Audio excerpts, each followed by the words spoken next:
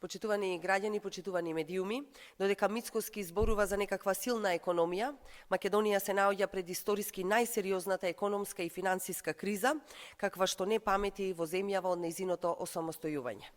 Согласно сите индикатори кои се однесуваат на стабилноста на економијата и финансискиот сектор, укажуваат на тоа дека владата се наоѓа во сериозен кризен менеджмент, особено во Министерството за финансии. Тоа што како печурки никнуваат разноразни аналитичари кои зборуваат за некаков економски раст, е само потврда дека јавноста се подготвува за сериозна криза. Реалноста сепак е диаметрално спротивна. Фактите говорат дека буџетот е пред целосен крах. Повратот на ДДВ за фирмите не се враќа. Фирмите од најголемите извозници до малите бизниси немаат поврат и ги трпат последиците. Немаат ликвидност, немаат пари за плати, се задолжуваат. Ова е прв јасен индикатор дека во државната каса нема пари. Истовремено земјоделците чекаат за субвенции што одамна требаше да ги добијат. Најавите за рекордна поддршка се целосна лага, реалноста е дека нема пари на сметките на земјоделците. Пари за субвенции се должат на сточарите, производителите на рано-градинарските производи, а проблем имаат и оризопроизводителите. Без овие пари не само што нема рекордна поддршка на земјоделците, туку има и рекордно осиромашување и девалвирање на земјоделското производство, со што Македонија се повеќе станува увозно зависна дури и за храна.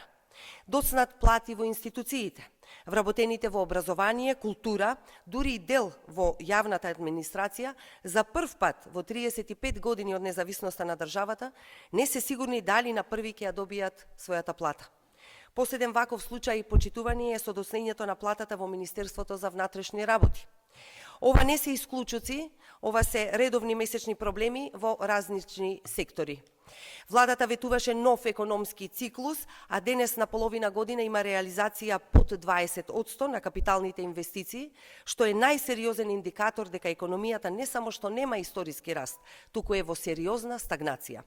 Тоа значи дека ништо не се гради, ништо не се движи економски. Ниту проекти, ниту вработувања, ниту локален развој.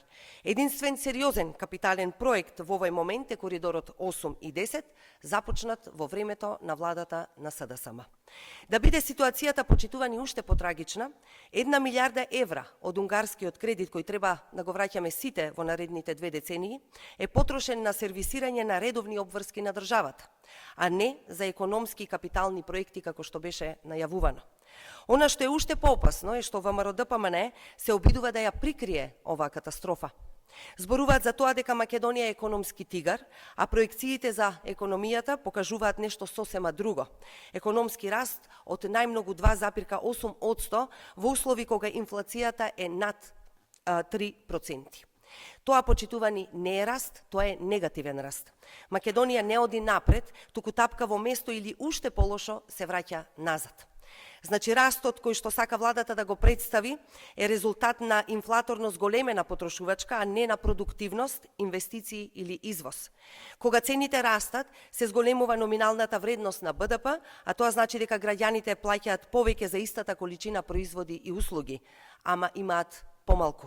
Владата мери лажни проценти, а граѓаните мерат сиромаштија во денари, гледајќи како цените растат брзо и побрзо од нивните плати, а нивните паричници се празни.